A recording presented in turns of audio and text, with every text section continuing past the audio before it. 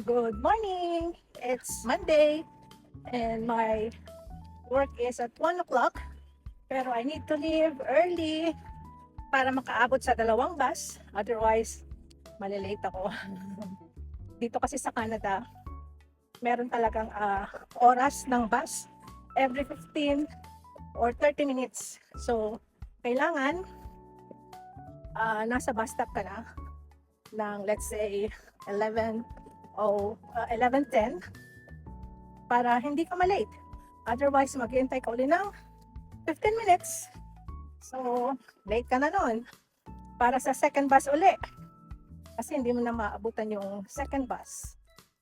And it's either na mauna ka sa bus or malate ka.